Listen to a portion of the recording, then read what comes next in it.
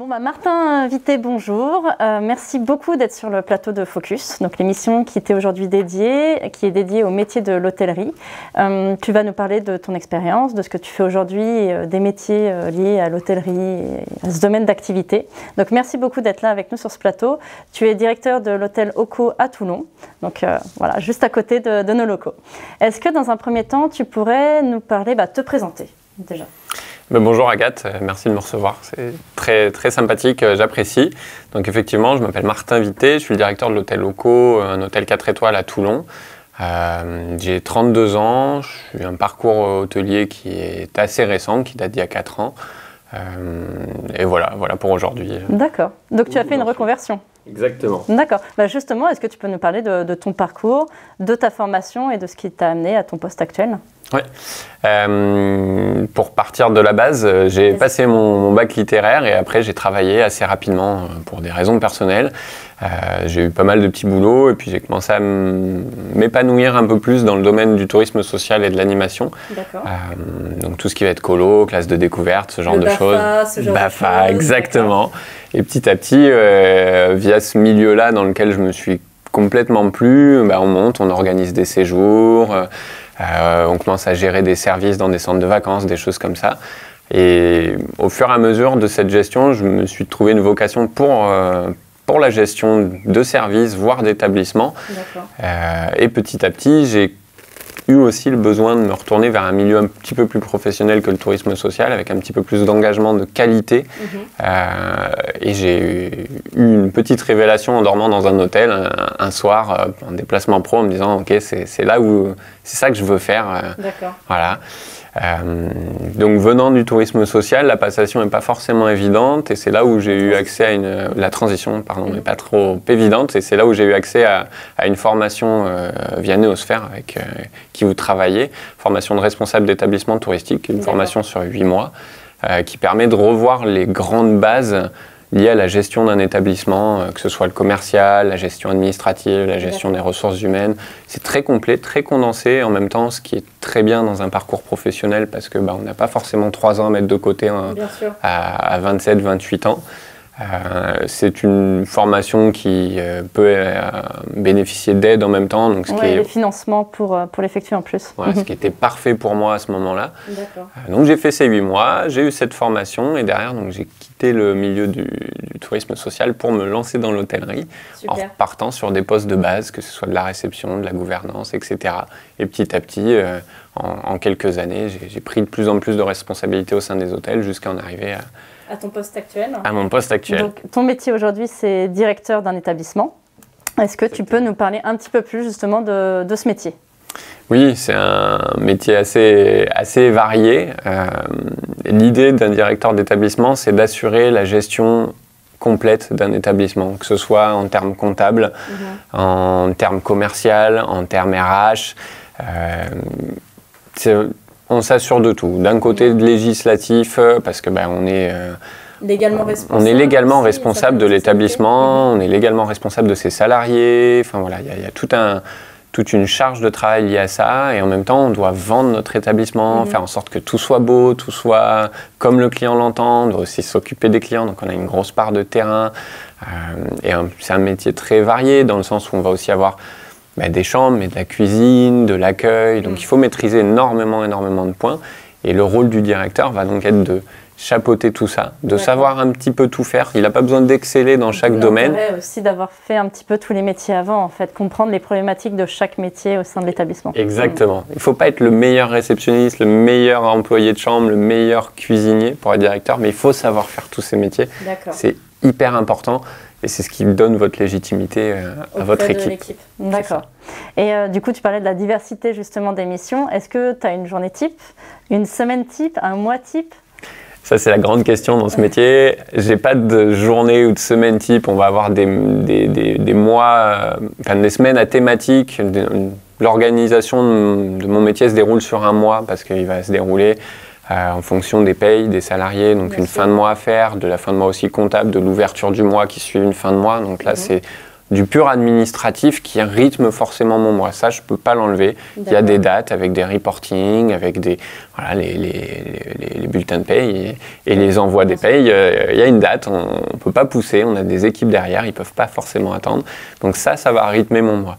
Le reste du temps, on réagit. On réagit, c'est un métier de réaction. Après, forcément, on a quelques petites routines. Moi, j'ai ma routine du matin où mes équipes savent quand j'arrive.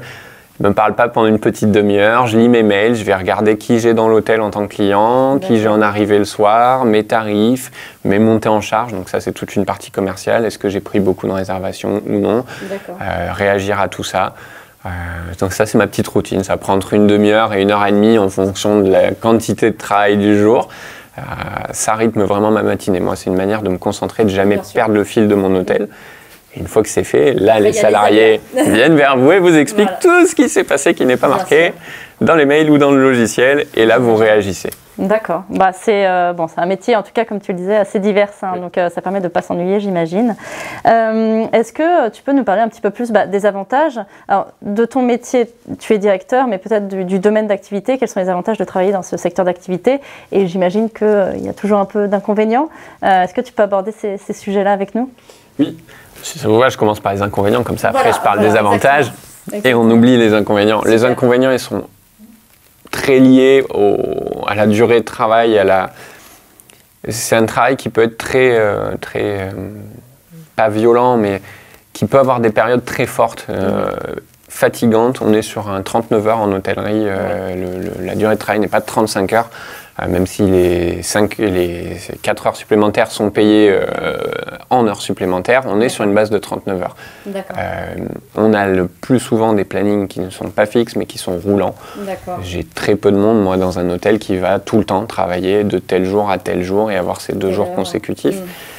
Donc ça peut être fatigant. Pour moi, le plus gros défaut est lié à ça. Et le deuxième inconvénient de ce métier peut être de temps en temps quand on a un client un peu désagréable. Le côté humain. Voilà. Mais en même temps, de l'humain, bien sûr. Mais en même temps, pour moi, c'est le plus gros avantage. C'est aussi un avantage, tout à fait. Sur 100 clients, j'en ai un qui va être affreux. Bon, on va se souvenir de lui, forcément, mais après, les 99 autres, ils ont été là aussi. Et ils sont merveilleux, les 99 autres. Et c'est pour ça qu'on fait ce métier. Donc, il faut arriver à occulter ce client un peu malveillant. Moi, mon rôle en tant que directeur, c'est aussi expliquer à ce client malveillant. Ça m'est arrivé, ça me réarrivera d'avoir des clients irrespectueux envers mes équipes en réception, parce que c'est que des réceptionnistes. Ça m'est arrivé de sortir de la réception et de lui rendre son argent et de lui demander d'aller gentiment trouver un autre hôtel, parce que chez moi, on me parle pas mal à mes équipes. C'est important. Donc mon rôle, moi, c'est permettre à mes équipes d'oublier ce mauvais client. De travailler dans de bonnes conditions. C'est ça. Ils doivent être respectés, c'est pas des faire-valoir. Mais bon, comme je disais, les 99 autres clients sont adorables. Ça, c'est un des gros avantages de ce métier, c'est que c'est un métier de contact, qu'on voit plein de monde. Et que dans l'ensemble, ces gens-là, ils sont tous bienveillants. Donc, c'est très valorisant aussi de rentrer chez soi en ayant appris des choses, en discutant avec des clients. D'avoir fait passer un bon moment, en fait, à toutes ces personnes qui sont là pour le plaisir, bon, des fois professionnellement, mais qui sont là aussi quand même pour passer un bon moment. Même professionnellement, voilà, ils sont là pour, comme à la maison. On le dit des fois un peu trop souvent, ça devient plus une marque qu'autre chose, mais en fait, c'est vrai, on veut vraiment qu'ils se sentent comme à la maison. Quand on aime ce métier, c'est ça. Donc ça, c'est un des gros avantages. Après, le deuxième avantage, il est financier. Quand on travaille 39 heures, on est forcément plus payé que 35 heures, donc c'est aussi une gratification. Et après, ça reste un des... Alors, je ne connais pas du tout l'ensemble du panel des métiers français, mais par contre, je trouve que quand on débute dans l'hôtellerie, plus on a envie de progresser, plus on progressera. Ça ne sera pas du tout limité à d'où vous venez, vos études. C'est uniquement lié à vos résultats et votre capacité à travailler et à bien travailler. C'est ça. Si on est bien dans sa place et curieux et toujours avec du résultat, on va très vite progresser et ça, c'est un super avantage. Après, moi, en tant que directeur, pareil, il va y avoir des avantages financiers. D'ailleurs, oui, tu parles de ça, tu parles des différents métiers. Est-ce que tu pourrais nous donner les différents métiers et leur grille de rémunération, à peu près un ordre d'idée? Alors, les métiers de base, on va être sur... les métiers de base, j'aime pas du tout ce terme, mais malheureusement, c'est ça. Les premiers échelons des métiers, on va avoir classiquement dans un hôtel les équipes de chambre et la réception. Donc, les équipes de chambre, ça va en général être les équipes les moins bien payées, moins bien rémunérées. Elles seront au niveau du SMIC, voire SMIC hôtelier. Mais ça peut arriver, quand on sous-traite le ménage, qu'elle soit au SMIC normal à 35 heures. Donc effectivement, ce n'est pas le métier le plus gratifiant aujourd'hui en termes de rémunération. Les équipes de réception vont toucher en net entre du 1300 et 1450 euros par mois. C'est du SMIC hôtelier, il y a souvent des petits avantages, des primes à l'habillement, des primes de résultats. On va commencer à parler de primes également dans le métier qui vont représenter, encore une fois, c'est en fonction des chaînes, des groupes, entre 4 et 8% pour ces postes-là de la rémunération. J'imagine aussi si par exemple on a des atouts comme une deuxième langue ou troisième langue, tout ça, ça peut aussi modifier, ou si on a une clientèle internationale. Pas encore. Pas encore, parce que ça fait partie des prérequis du métier. C'est-à-dire que moi, en 4 étoiles, pour être 4 étoiles, il faut que j'ai plusieurs langues parlées en réception. Donc quelqu'un qui ne parle qu'une langue ne pourra pas être embauché au sein de l'établissement. Pour moi, c'est impossible. Donc ça ne rentre pas dans la rémunération, mais voilà, on va avoir des primes de résultats qui vont pouvoir rentrer en compte. Ensuite, on va passer sur les échelons managériaux tout de suite. C'est là où ce métier est intéressant, c'est qu'on va très vite sortir de l'échelon managérial. Après, oui, il y a les métiers de la cuisine aussi. J'oublie un peu parce que j'ai pas de cuisine à proprement parler. C'est plus la restauration pour le coup. C'est ça. Mais ça existe chez nous, donc pareil avec... nous, on va avoir des équipes petit déjeuner, des choses comme ça, qui seront au SMIC hôtelier aussi, hôtellerie, café et restaurant dans la convention. Et après, on va être sur des postes managériaux, on va avoir des chefs de réception, des gouvernants, potentiellement des gouvernements d'étage entre intermédiaires sur les gros établissements.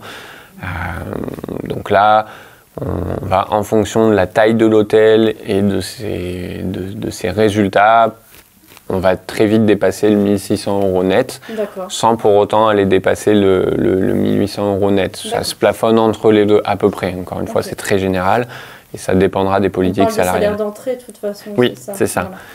Et une fois que ces postes-là on maîtrise, on va essayer de maîtriser plusieurs services, voire de passer adjoint d'un hôtel ou responsable hébergement.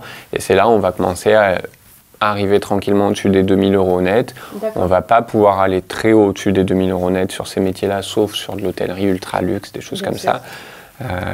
L'hôtellerie ultra luxe a une grille très différente du reste.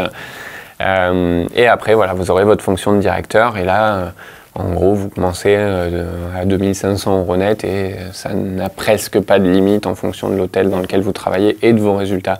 On va beaucoup parler de plus-value pour un salarié. Donc, gros avantage de ce métier, vous allez pouvoir évoluer très rapidement si vous vous en donnez les moyens. Et du coup, justement, l'évolution, d'évoluer comme ça, quels sont les bons plans qu'est-ce qu'on peut faire justement pour arriver à ton poste, par exemple ? Les formations, on va pas se mentir, moi ça m'a beaucoup aidé. Donc les formations professionnelles, moi je les trouve très bien parce que très rapide, très simple à mettre en place. Aujourd'hui, vous, Icademy, c'est votre métier au quotidien et c'est devenu très simple comparé à s'inscrire dans une fac, ce genre de choses, prendre 2 ans de sa vie. À tout moment de l'année, après il y a des sessions, etc. Mais c'est quand même une grande flexibilité en effet. Donc ça c'est top. Et après... c'est dans la position du salarié en question. S'il a envie de progresser, il va se montrer curieux. Les réponses, il ne faut pas les attendre, il faut aller les chercher, il faut analyser son poste, son métier.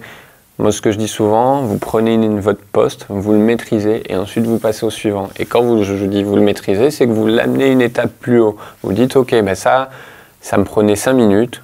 Mon objectif, c'est que ça ne me prenne que 4 minutes. Et vous avez gagné une minute. Et petit à petit, vous optimisez votre poste. Et au fur et à mesure où vous optimisez vos postes, votre manière de travailler, vos résultats, naturellement, vos managers ils vont voir qu'il y a un talent, qu'il y a une plus-value. Et cette plus-value, au moment voulu, vous la portez sur la table, sur un entretien professionnel annuel ou autre, ou entre discussions non officielles. Vous la portez sur la table et c'est ce moment-là où votre manager va vous récompenser. Et si vous voyez que ce n'est pas possible en interne, mais que vous maîtrisez, mettons, votre poste de réceptionniste et que vous êtes capable pour vous de passer à l'étape supérieure qui va être chef de réception. Il faut sentir les moyens aussi, bien entendu. C'est ça. Mais vous partez. C'est pas très grave de partir aujourd'hui. Notre métier, il y a un turnover qui est énorme. Mais il faut en profiter. Il ne faut pas le subir, il faut en profiter. Tout à fait. Il faut l'utiliser. Donc voilà, pour progresser. C'est une opportunité et une chance. Il faut la saisir. Clairement. D'accord. Donc, progression qui, pour moi, se lie à 2 étapes. La formation, parce qu'à un moment, c'est hyper important de sortir du métier ne serait-ce que quelques mois, reprendre des bases techniques pures, les réappliquer un petit peu et ensuite vous pouvez franchir les étapes. Super. Bah écoute, merci beaucoup pour tous ces détails. S'il y a des jeunes qui nous regardent ou des moins jeunes qui veulent faire une reconversion, pourquoi pas, il n'est jamais trop tard.